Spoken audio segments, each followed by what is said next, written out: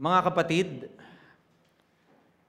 ngayong panahon din po ng Disyembre, ngayong malamig na season, alam niyo po ba noong 1536 ay inilunsad po ni John Calvin kasama si William Farel. So si William Farel po ay yung kasama ni John Calvin na nagkumbinsi sa kanya na magstay sa Switzerland at doon ay ipagpatuloy o simulan yung Reformation. And in the cold weather of December in 1536, they launched the Reformation of the church in Geneva. At isa po sa primary focus ng kanilang Reformation ni Calvin at ni William Farel, dahil po ito sa dinulot na corruption ng Roman Catholic Church sa iglesia sa Switzerland, ang unang diniin ni Calvin at ni Farel ay ang kahalagahan ng pag-recover ng marks ng isang tunay na iglesia. What are the marks of the true church? Because for the longest time, the church was corrupted. It lost its true mark. Indeed, sabi nga sa ating confession of faith, it became a synagogue of Satan. At dahil dito, mga kapatid, diniin ni Calvin at ni Farel ang tatlong marka ng iglesia. Una is yung purity ng salita. Pangalawa is yung proper administration ng Lord's Supper. At pangatlo ay yung proper practice ng church discipline. Ibig sabihin, mga kapatid, itong tatlong ito ay nauunawaan ni Calvin at ni Farel na kapag nawala ang word, nawala ang sacrament at ang proper administration ng discipline, ito ay magre-resulta sa demise ng church at ang well-being o welfare ng iglesia is at stake. Worst, the church will cease to become the Church of Christ and become one of the synagogues of Satan. So London Baptist Confession of Faith, chapter 23, paragraph 3, ito ang sinabi, the purest churches under heaven are subject to mixture and error, and some have so degenerate as to become no churches of Christ, but synagogues of Satan. And one of the many errors that the Roman Catholic Church fell into is that error, the third one, is the abuse of church discipline. Karaniwan sa panahon na ito, they required yung mga penitent o mga repentant na mga sinner 3 to 5 years ng self-harm or self-flagellation o anumang mga uri ng pagpapasakit sa katawan nila o sa kanilang mga sarili kahit natapos na ang tunay na pagsisisi ng isang makasalanan. Also, excommunication as form of church discipline was weaponized laban doon sa kanilang mga hindi nagugustuhang mga bansa o mga lugar o mga hari o mga tao. There were times na wini-withheld ng Roman Catholic Church ang mga mass sa ibang mga bansa. At tandaan po natin ang katuruan ng Roman Catholic Church na kasalalay ang kaligtasan sa mass. And so, kapag winidhold nila yung mass sa isang bansa, it means all the people there is going to hell. There is no salvation. At karaniwan ng dahilan ay dahil hindi nagbibigay ng ikapo yung mga church, yung mga bansang iyon, dahil understandable naman yon, kalaban nila yung Italia o yung Italy. Why would they give to a country that will later on sasakupin din naman sila? Now, fast forward to our times, mga kapatid, the opposite is now true. If the Roman Catholic Church abused church discipline, sa panahon naman natin ngayon, maraming mga evangelical churches abandoned altogether church discipline for the name of love and tolerance. On the one hand, abuse. On the other hand, is the abandonment of church discipline. Nakakagulat lamang, mga kapatid, hindi ho ba? Dahil itong dalawang ito ay yung bagay na parehong kinahulugan ng iglesia sa Korinto. At si Pablo po mismo ay nag-aalala para sa iglesia nila. Remember in 1 Corinthians chapter 5, ito yung problema na inaddress ni Paul sa mga taga-Korinto. They failed to discipline the incestuous man, the man who is sleeping with his own father's wife. Abandonment. Now, here in our text, there is something na pwedeng maganap at pwedeng mangyari sa iglesia sa Korinto, at ito naman ay yung abuse nila sa church discipline kung hindi nila i-restore yung sinning brother nila na nagpakita na ng genuine repentance. And that is why in verse 8, 7 and 11, makikita ninyo, yan ang sabi ni Paul sa 2 Corinthians chapter 2, I beg you, I exhort you, I charge you, reaffirm your love for him, you should rather forgive and comfort him, lest he be overwhelmed by excessive sorrow, so that we would not be outwitted by Satan. Napakaganda ng word na yon, outwitted. It means to defraud someone so that you would have self-gain or mag-attain ka ng advantage sa sarili mo. Lokohin mo yung isang tao upang makuha mo yung gusto mo. That's the meaning of outwit, to take advantage of. And maybe, nandito yung kaisipan ni Paul that if the church will not restore the repentant sinner, Satan will be able to take advantage of another one sa iglesia. He will be able to sift another one from the church. And that means they will be outwitted.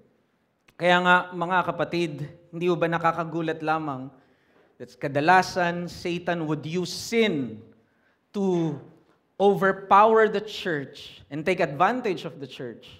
But here it shows that we have a formidable enemy because sometimes he can use the very means of grace of church discipline so that he can also outwit the church. And so this is the problem that we as a church here, I believe in Reformed Baptist Church of Malabon, ito ang dapat nating bantayan sa ating ding iglesia. Ang abuse o pang-aabuso sa biyaya ng disiplina at ganun din ang maling ang pag-abandona nito. Both abuse and abandonment are existential threat for the church of Christ. And so I believe this is the point of the text. Mahalaga para sa seguridad at patuloy na pag-iral ng iglesia ang maunawaan nito ang wastong paggamit ng disiplina. Kasabay nito ang potensyal na maling paggamit ng disiplina dahil sa panlilinlang ni Satanas. Ang tamang aplikasyon ng disiplina ay mahalaga sa kaligtasan at matiwasay na pag-iral ng simbahan. Kaya hindi lang ito makikita natin para sa mga taga-Korinto. Kung hindi ito mismo ay makikita nating mahalaga para sa atin.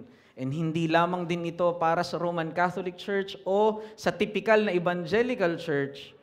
If the Roman Catholic Church was outwitted, falling on the side of abuse, if many evangelical churches they were outwitted, falling in the side of abandonment, then brothers, sino tayo para magsabi that we are invulnerable sa ganitong mga tendencies? The candlestick were removed from them, they become synagogues of Satan, and we pray na hindi yan maganap at hindi yan mangyari sa ating iglesia. Therefore, we say that there is a need for the Church of Christ, for her continued existence, to understand the importance of church discipline towards its proper and biblical practice. May patuloy na pangangailangan sa simbahan na laging mapaalalahanan patungkol sa wasto at biblikal na kasanayan sa disiplina para sa kapakanan nito at patuloy nitong ikabubuti. And so this morning, this is the message that I want to advance to you, brothers. Tandaan po natin, Ang wastong unawa at kasanayan sa disiplina ay mahalaga para sa kapakanan at patuloy na pag-iral ng iglesia. Church discipline is vital for the church's very existence. If the church in Corinth was not immune to this, again, the Roman Catholic Church and even evangelical churches, dapat tayo bilang iglesia dito sa Malabon, ang RBCM, ay maging maingat din sa bagay na ito. Kaya nga, ano ba yung dalawang bagay, mga kapatid, na dapat nating maunawaan patungkol sa church discipline na magdudulot din ng pag-iingat sa atin? Two things that we must understand. Una, ang tungkulin ng disiplina, at pangalawa, ang layunin ng disiplina. Two things na dapat nating maunawaan para pag-ingatan ng patuloy nating pag-iral bilang iglesia ng Panginoong Hesus. Una, ang tungkulin, at pangalawa, ang layunin ng disiplina. So una, mga kapatid, ang tungkulin ng disiplina. Pakikita niyo po ito, ang key verse natin ay nasa verse 6 at verse 10. Now, to begin with, noticeable po dito yung pagkilala ni Pablo sa independent authority ng iglesia sa Corinto, lalo na po sa usapin ng church discipline. And I think this is an early conception, yung tinatawag nating Baptist distinctive, o yung tinatawag nating independence ng isang local church. No? And that is something unique sa ating mga Reformed Baptist. Remember in Acts chapter 14, nung si Paul at si Barnabas ay nag-launch din ng kanilang first missionary journey, pagkatapos po nilang mag-plant ng mga churches, ang sabi doon sa Acts 14, si Paul at si Barnabas ay nagpatong ng kamay sa mga napiling pastor at elder ng mga iglesyang iyon. Ang ibig sabihin ng pagpili ng mga pastor at pagpatong ng kamay doon sa mga tagapangunang lingkod ng kanilang iglesia ay pinagtitibay nito yung pagiging ganap, pagiging full-fledged na iglesia nung mga churches na yon na pinlant ni Paul, dahil ito ay simbolo na meron na silang tagapanguna at meron na silang kakayahan at otoridad na i-practice fully ang lahat ng pribilehiyo na binigay sa kanila ng Panginoong Hesukristo. Now notice, being an apostle, Paul could have invoked his apostolic authority regarding this person who pained him, who caused him pain. Kung maaalala po ninyo, di ba, ito yung binabato ng maraming mga super apostles at nung mga taong naninira kay Apostol Pablo. Last time na pag-aralan po natin ito sa chapter 1, yung binibintang nila kay Apostol Pablo ay pabago-bago ng isip si Pablo. Kaya ang sabi niya, ganyan ba ako? Is my yes? Do I say at the same time, yes, yes, and no, no? Double tang ba ako nung sinabi kong pupunta ako sa inyo dyan ng 2 beses, pero 1 beses ko lang ginawa? And maaalala natin na dahil dito ay nagkakaroon ng division sa loob ng iglesia sa Corinto. And because of that, Paul made a quick, painful visit. At tinawag ito ni Pablo, madadaanan po natin ito later on sa Corinto o sa 2 Corinthians, tinawag niya itong painful visit dahil most probably merong isang prominenteng tao doon na nag-steer ng rebellion against Paul at nagkaroon sila ng isang confrontation doon. And Paul, instead of insisting himself, Paul decided to suffer humiliation. At yan yung sinabi ni Pablo ay suffered humiliation at nag-retreat si Paul. But what Paul did is he wrote the severe letter. Sumulat siya at pinadala niya ito kay Titus, which is no longer extant. Hindi na natin na-preserve ngayon yung letter na yon. Baka sobrang severe noon at gayahin siguro ng maraming mga church leader. But in the wisdom of the Lord, that letter was no longer preserved. But ginamit ng Diyos yon para sa repentance ng majority sa taga-Corinto. And so Titus went back to Paul sa Macedonia, and there Titus told Paul the good news. Now, dito kapansin-pansin natin that again, Paul could have used his apostolic authority. He could have said, by my authority, I punish or I hereby declare this man as an apostate, or he must be publicly rebuked and whatnot. Ngunit kapansin-pansin dito ang pag-delegate ni Pablo ng tungkulin ng pagdidisiplina sa iglesia mismo sa Corinto. And you will notice that in verse 6, for such a one, this punishment of the majority is enough. No, notice, pansinin nyo lang po yung word na punishment doon. Gusto ko pong malaman natin na hindi ibig sabihin po nun ay parusa, sapagkat ang church discipline ay hindi punitive. Ito po ay restorative and corrective. Hindi po ito penal, no? Kaya ang magandang, mas better na translation dyan, ang ibig sabihin nun, nung punishment ay public reproof or rebuke. So sabi niya, for such a one, notice, napaka-ingat and sensitive ni Pablo dito, hindi niya ni-name. Hindi niya pinangalanan yung taong ito, bagamat pwede niyang pangalanan, pero ang sinabi niya, for such a one. This rebuke, this public rebuke of the majority is enough. And so napakaganda po nung word din na majority, it came from the word pleon. Pag sinabi pa natin pleon, di ba, yung plenary, yung nakararami, di ho ba? A plenary meeting or may pag di ba divided sa group tapos o may plenary session tayo, yung nakararami magkakasama na. Pinapakita nito mga kapatid yung official or yung whole church. It is the whole church who conducted yung ganyang uri ng disiplina. And so two things you will notice here, that discipline was formal because it was done publicly. It's a public rebuke, it's a public reproof, but secondly, official siya. Kasi yung majority ng church ang gumawa nito. Although may minority, mamaya mapag-uusapan natin yon, but yung majority ng church ang gumawa nito, and therefore official ito na church discipline. Bakit ko ito diniin? Ito ay malaking contrast kasi sa dating puna ni Pablo sa mga taga-Korinto sa 1 Corinthians 5, patungkol sa kanilang pagpapabaya sa kanilang tungkulin sa church discipline. Nagpapakita ito na natuto ang mga taga-Korinto sa kanilang dating pagkakamali na hindi ilapat ang disiplina sa kapatirang nagpapatuloy sa kasalanan.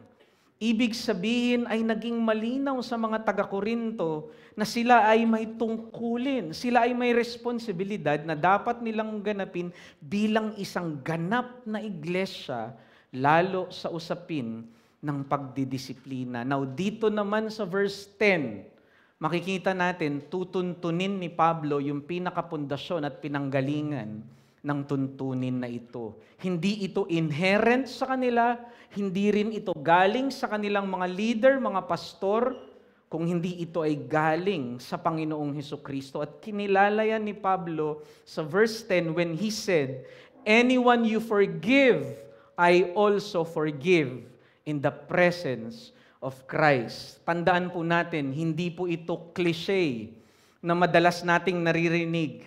Katulad ng, kung pinatawad nyo na, pinapatawad ko na rin. No, that is not what Paul is intending here.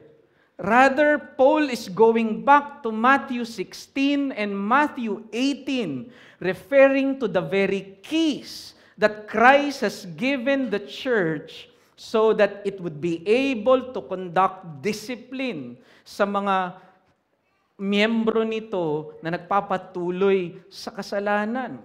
You remember, yung keys na ito ay nabanggit sa Matthew 16 at sinabi doon, Peter, upon this rock I will build my church. And then he said, I give you the keys, and whatever you bound on earth will be bound in heaven, and whatever you release on earth will be released in heaven, and therefore even the gates of hell shall not prevail against the church. And a chapter after, pagdating sa Matthew 18, ginamit ulit ni Pablo, ng Panginoong Hesukristo, yung parehong phrase na yan, pagdating naman dun sa nagkakasalang kapatid. In Matthew 18:15, naaalala ninyo, if your brother sin against you, go to him and tell him yung sin niya, at kung siya ay nagsisi, then you won your brother. Kung hindi, sabihin mo ito sa 2 to 3 witnesses upang mapatunayan yung kanyang kasalanan. Pag hindi pa rin siya nagsisi, sabihin mo ito sa buong iglesia. Kung hindi pa rin siya nagsisi, anong sabi doon? The keys again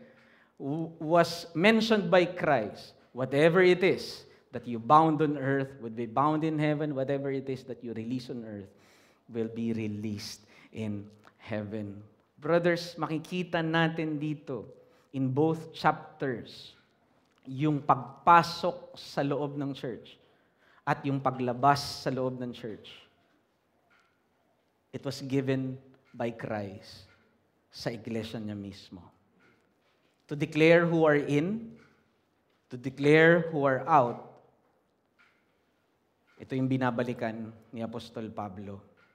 Sinasabi niya dito sa mga taga-Korinto na sa bisa ng kanilang formal at opisyal na deklarasyon bilang isang ganap na iglesia ng Panginoong Hesus, siya ay sumasang-ayon, siya ay kumikilala sa kanilang mga desisyon.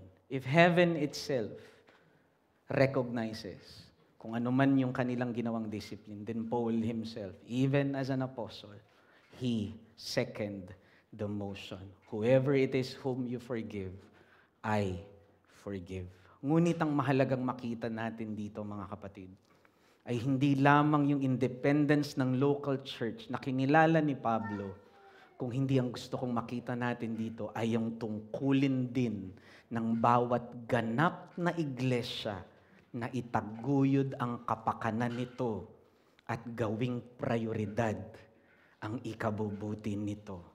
And this is the very importance of why Christ gave His bride the key. It was given by Christ to the church for her own good, for her own growth, and for her very survival, and for her very existence. Mga kapatid, ibinigay yung susi sa iglesia para yung iglesia mismo ay gamitin ito para sa kanyang sariling preserbasyon at sa kanyang sariling kapakanan. Brothers, when our country, the Philippines, first declared our independence in 1898 sa kamay ng mga Espanyol, a year after, in January 1899, yung mga leaders natin drafted the first ever Filipino Constitution. And we called that the Malolos Constitution. And in Article 28, our founding leaders clearly stated that every Filipino has the right to liberty, has the right to the protection of property, and has the right to life. Brothers, when Christ founded the church, in His death and resurrection, He gave His bride something greater than any government constitution. He gave His bride the keys. And this key, the church must exercise for the pursuit of her own good, for the protection of her own life, liberty, and well-being. And it is no wonder, nung binanggit yung key sa Matthew 16:18, yung phrase na yun, that whatever you bind on earth will be bound in heaven, Christ said, and the gates of hell shall not prevail against you. You will exist, you will survive, and you will thrive when you exercise that key. You will triumph against your enemies. Underneath your feet,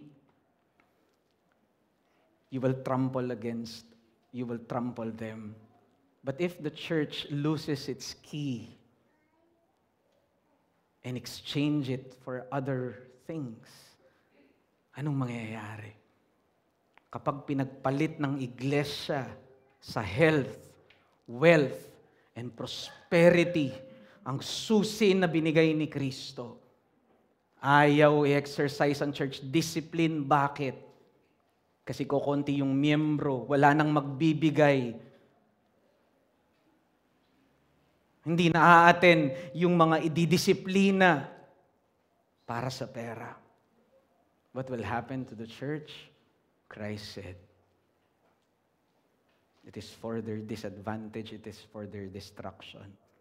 Kapag pinagpalit ng iglesia yung susi sa politiko at politika, just to gain power and mass popularity, what will happen? Kapag pinagpalit ng iglesia yung susi sa kahalayan at kasalanan, to tolerate sin, lust in the church, in the name of love, at takot din sa tao,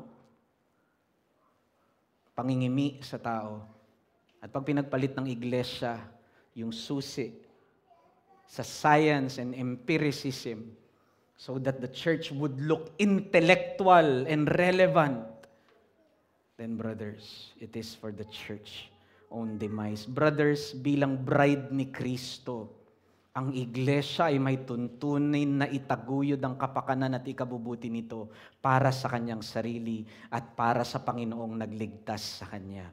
Ito ang halaga ng mandato ng disiplina bilang susi na nag-iingat sa iglesia. Kaya tandaan natin mga kapatid, ang disiplina ay kapangyarihan ng simbahan o susi na binigay ni Kristo upang gamitin para sa kanyang sariling kapakanan. Sa mga banta at tangkang pagsira ng kaaway sa iglesia, ang disiplina ay kapangyarihang nasa kamay niya upang panatilihin ang kanyang kabanalan at gawing dalisay ang kanyang sarili para sa kanyang hari at Panginoon. Ngunit sa puntong bitawan ng iglesia ang susi at ipagpalit ito sa ibang mga bagay,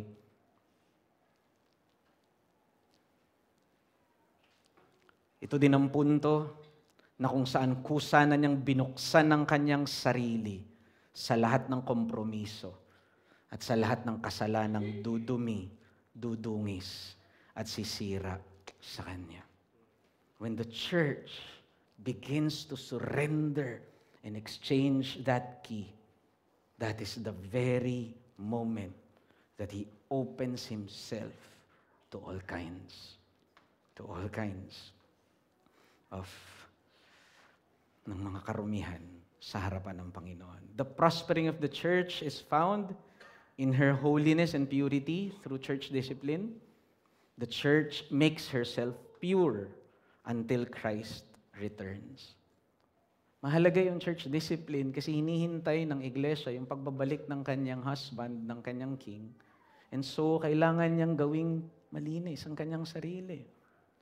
And so, yung key na yun ay kailangan niyang i-exercise. But the problem is, kapag corporately ang church ay ayaw i-exercise ang church discipline, they will refuse to exercise it.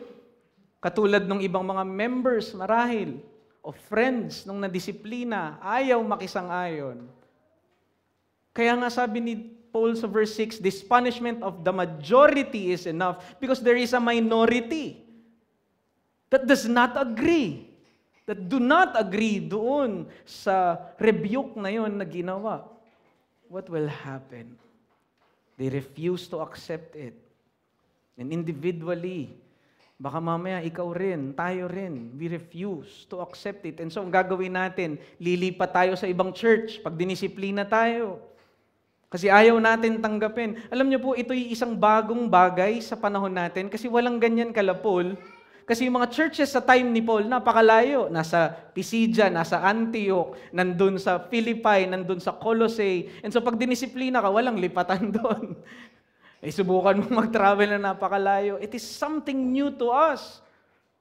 And yet, brothers, kailangan nating all the more mag-ingat na hindi tayo mahulog sa ganyang temptation sapagkat ang susi ay binigay sa atin at para yan sa iyo, para din sa iyong pag-iingat. Sa patuloy na pagtingin sa disiplina bilang pribilehiyo sa iglesia, I believe ito yung lunas. Dahil ito'y binigay upang dalisayin ang sarili at sa patuloy nitong kagandahan at matutunan ng iglesia ang kasanayan sa paglalapat ng disiplina. Sa pag-abandona sa tuntunin ng disiplina, ito ay salungat sa interes ng iglesia. Responsibilidad kasi ng simbahan na hangarin ang kabanalan nito tungo sa patuloy nitong pag-iral, tuntunin ng iglesia na iharap ang kanyang sarili kay Kristo bilang dalisay na asawa at kalugod-lugod sa kanyang harapan at ibinigay ito ni Kristo sa kanya na linisin ang kanyang sarili patuloy sa pamamagitan ng church discipline. Kaya nga, ang challenge lang sa atin, brothers, for first point, ay para sa kapakanan ng iglesia, hanapin natin ang ikabubuti nito sa pamamagitan ng ating kasanayan sa disiplina. Magkaroon tayo ng kasanayan sa disiplina. Huwag natin itong kamuhian. Huwag natin itong talikuran o takasan, mga kapatid. Harapin natin at yakapin natin ito. Means ng Diyos ito para gawing malinis at katanggap-tanggap sa kanyang harapan ng ating mga sarili. Because we will be the first one to know and to admit that we still have sins that must be dealt with. Mga kapatid, sa kasal, ang mga kababaihan ay hinahanda ang kanilang sarili sa pagharap sa kanilang husband. Hindi ho ba? Bago po sa mga kapatiran nating mga kananayan dito, alam niyo yun. Dahil once kinasal din po kayo. And before the wedding day, nagpapaspa siguro pa yung iba, nagpapagupit. Diba? Nagpapabango. And of course, naliligo. Pero malaking insulto sa husband. Malaking insulto sa kanyang asawa. Kung ang asawang babae ay darating doon sa kasal, na hindi suot ang kanyang trahe de boda, hindi nagayos ng kanyang sarili, ni hindi naligo man. That's an insult. And how much more kung ganyan ang gagawin natin sa ating Hari at Panginoong Hesus na nagbuhos ng kanyang sariling dugo sa krus ng Kalbaryo para gawing dalisay at malinis tayo sa kanyang harapan. Kaya nga kung parte ka ng isang iglesia, kapatid, na nag-e-exercise ng church discipline, na-appreciate mo ba yan? Hindi ba dapat, kung ikaw ay part ng isang church na nagpa-practice faithfully at humahawak dyan sa susi na yan, ipagpasalamat mo ito sa Panginoon dahil hangad nito yung kapakanan mo, hangad nito yung paglago at patuloy mong kabanalan kay Kristo. Are we thankful for RBCM this morning? Are we thankful to Christ dahil dinala niya tayo sa ating iglesia dito sa isang sulok ng Malabon, kahit bahain? Are we thankful also for our church leaders who never compromised, who never traded the keys for the worldly things of this world? Brothers, this morning, let us cultivate thankful hearts because we have a church like this. At kahit kailan, hindi binitawan ng iglesia natin ang susi na kaloob sa Kanya ni Kristo dahil alam natin na itong tungkulin ng iglesia. Ngunit kung ikaw ay wala pa sa Panginoong Hesus, marahil iniisip mo, Pastor, anong halaga niyan? Nung disiplina na yan? Anong halaga ng pangangaral nito sa iyo? Gusto kong sabihin sa iyo, kung hindi ka pa nakikipag-isa at sumusuko kay Kristo, you have no right to life. You have no right to real happiness. Only destruction awaits you. You are open to every harm that the devil and this world will do to you. And so right now, ako'y namamanhik sa iyo. Come to Christ. Lumapit ka kay Kristo. Manganlong ka sa Kanyang katawan, sa Kanyang iglesia. At doon, dito mo maranasan ang proteksyon ng Panginoon mo. At dito ka magkubli sa Kanyang pag-iingat, pagmamahal sa iyo, kahit pa sa anyo ng disiplina. Kasi tandaan mo, Kapag dinidisiplina ka, ibig sabihin, lihitimo kang anak. Mahal ka. At ganyan ang ginagawa ni Kristo sa lahat ng kanyang tunay na anak. Pero kung hindi ka parte ng iglesia, hindi ka nananampalataya kay Kristo, then wala kang proteksyon, wala kang pag-iingat. You are open to all the attacks of the devil in this world and all its lies. So come to Christ. May He be your fortress. May He be your husband and your protector. And there, doon ka manganlong sa kanyang mga bisig at maramdaman mo ang kanyang pag-ibig sa iyo. At hindi lang basta pag-ibig, kung hindi isang naglilinis at dalisay na pag-ibig. So first, brothers, ang tungkulin ng disiplina. Ngunit ang pangalawa na dapat nating malaman, hindi lamang ang tungkulin, kundi ang layunin ng disiplina. At makikita natin yan sa verse 7 and verse 8. Brothers, kung may tendency pala sa abuse, sa abandonment, makikita din natin dito yung tendency dun sa tinatawag na abuse sa church discipline. Yan ang makikita natin na diniin ni Pablo sa verse 7 and 8. At yan ang admonition niya sa mga taga-Korinto na patawarin at aliwin na nila ang nagkasalang kapatiran. In verse 7, Paul said, "So you should rather turn to forgive and comfort him, lest he be overwhelmed by excessive sorrow." Napakaganda nung picture dito na sinasabi ni Paul, yung overwhelmed by excessive sorrow. Bumabalik ito doon sa isang account sa Old Testament na kung saan yung mga nag-rebel against the leadership of Moses, they were overwhelmed, they were engulfed by the flame. And so ito yung picture na binabalikan ni Pablo dito, na maaaring ganyan ang mangyari sa isang nagsisi na kapatid, ngunit ayaw nyo pa ring patawarin. And some commentators said, even baka dumarating ito sa punto na iniisip ni Pablo na nagko-contemplate na ng suicide yung kapatirang ito. Dahil nagsisisi na siya, and yet the church in Corinth refused to forgive him and to restore him. And so verse 8 is a very strong plea, an exhortation, I beg you, reaffirm your love to him. Mas maganda yung word na I exhort, I charge, I urge you to reaffirm your love for him. This is an exhortation that goes back to verse 6, dahil ang sabi ni Pablo, because this punishment by the majority is what? Enough. It is sufficient. Sapat na yung ginanap na public rebuke sa kanya. At alam niyo po, napakaganda lang ng word na sufficient na yun, kasi it came from the word hikano, na ang ibig sabihin is to arrive at, makarating na. Ibig sabihin ng sinasabi ni Pablo dito, kung ano man yung purpose ng church discipline, kung saan man patungo, papunta, napuntahan na. And therefore, to continue the action of church discipline beyond that is what? Excessive. And if it is excessive, it is abusive. Right? It's an abuse. Because it is enough, sabi ni Pablo, natuntun na narating na. Ngayon, kung patuloy nyo pa rin i-exercise yan at hindi nyo yung purpose na achieve na, and you would go beyond that, then that's excessive, therefore abusive. And so yan yung lesson na makikita natin.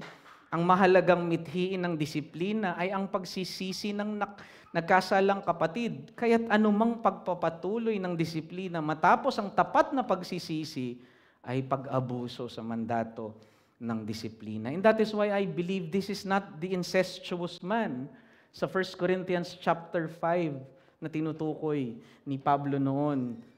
Ito ay naniniwala ko is a different person kasi yung sin ay directly sa kanya. Naniniwala ko kung incestuous man ito, hindi ito sasabihin ni Paul na i-restore nyo kagad. That's a different animal of sin. Ika nga, that's a different kind of animal o yung uri ng kasalanan. I believe ito ay isang tao na naging offensive sa kanya in particular, and therefore nagsisi dahil sa public rebuke, and therefore dahil nagsisi publicly din, then, sabi niya, i-restore niyo na. It is enough. Kaya sabi niya, if anyone has caused pain, it has caused it not to me. Sabi niya. And so kung incestuous man yun, hindi niya masasabi yun. And verse 10, kaya sabi niya, if I have forgiven anything, it is for your sake. So sinasabi ni Pablo dito that there is forgiveness that I extend because somehow yung sin na ito ay directly nagawa sa kanya.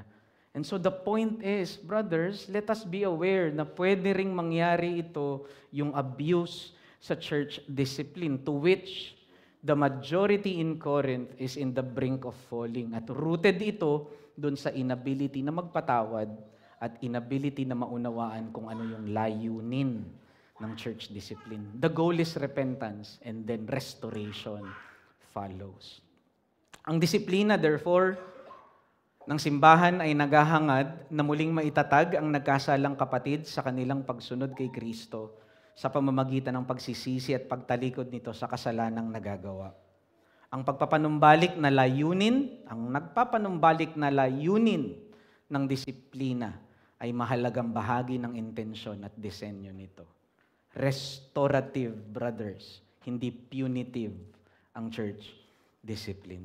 Church discipline seeks to reestablish the sinning brother in their pursuit of holiness through repentance. Therefore, the restorative intent is at the heart of its purpose and design. At dito natin makikita yung mahalagang ugnayan nung key na yun, kung bakit diniin ni Christ yung key sa Matthew 16, who are in, and then Matthew 18, who are out. But lest we miss, kasi pagdating sa Matthew 18, kahit ito ay power ng church to declare who are out, it is still again the power of the church who has the right to declare who remains to be a true Christian. At binabalikan nito yung punto ng justification by faith at yung adoption as sons. If you were declared as justified in Matthew 16, you are part of the family of Christ. Yung church discipline is giving us another opportunity, despite yung sin ng brother, to again reaffirm him in the church. To reaffirm our love for him, sabi ni Pablo, and to reaffirm publicly that this man is indeed justified, adopted as sons, because he demonstrated genuine repentance. Brothers, ito din yung goal ng lahat ng stages na yon sa Matthew 18, yung 2 to 3 witness, maski yung public rebuke, tell it to the church. Ang goal is to produce continued repentance sa ating buhay because we are still dealing with our remaining corruptions. Meaning, ang intention ng key is also to reaffirm and reestablish ang ating mga buhay sa ating patuloy na paglakad kay Kristo Jesus. So, we should rather turn to forgive and comfort the repenting brother. Brothers, we don't have the right to remove anyone from God's family or to say that they do not belong to Christ when Christ Himself declared that they are part of His kingdom and family because they demonstrated genuine repentance. And when we fail to forgive, restore, and reaffirm, despite the repentance of our brother, we abuse the power or the key which Christ entrusted to us. No wonder, in Matthew 18:15 onwards, diniin doon ni Christ yung ungrateful servant, which the Corinthians has a tendency to fall into. Very sobering ito because this shows the craftiness of the enemy that we face. He normally gets professing Christians with sin by luring them sa temptation, but there is even a tendency that Satan could outwit the church and sift the believers away despite genuine repentance because of the abuse of church discipline. In the Old Testament, brothers, kung maalala po ninyo sa Leviticus, marami pong restorative means sa lumang tipan. Sa Old Covenant, maraming form ng uncleanliness. Yung sakit o karamdaman sa balat, itinuturing na uncleanliness sa Old Testament. Yung paghawak sa patay, kunyari namatay yung kamag-anak mo at nandoon ka sa tent, o kaya nahawakan mo yung body ng iyong mahal sa buhay dahil namatay sila, you are considered unclean. And even bodily discharges ay considered unclean sa Old Testament. Pero alam niyo po, God is gracious sa kanila. Sapagkat nagbigay ang Diyos ng mga restorative means or cleansing ritual para mapatawad sila sa kanilang mga kasalanan at sila po ay manatiling parte ng tipan ng Old Testament. Although an old covenant, temporal, inferior covenant, still it provided forgiveness. It will be an insult to the new covenant, brothers, if the old could provide cleansing and restoration. And yet, ngayon sa bagong tipan, hindi natin kayang ibigay at i-extend yung restoration and forgiveness. We are in the covenant of grace, brothers. And this is a more glorious, eternal covenant. Pero alam niyo po mga kapatid, at the end of the day, doon sa Old Covenant, Leviticus 1 to 15 yun, lahat ng mga cleansing rituals para ma-restore sila sa camp ng Israel. Pero lahat ng yun ay walang halaga kung hindi mangyayari yung Leviticus 16 o yung Day of Atonement. Kapag yung priest ay hindi nakapasok doon sa loob ng Holy of Holies at hindi tinanggap yung kanyang sacrifice, lahat ng cleansing na nagawa nung buong isang taon na yun, hindi rin yun tinanggap ng Diyos if the high priest was not able to enter the holy place. But brothers, our high priest, the federal head of your sinning brother, entered the heavenly tabernacle.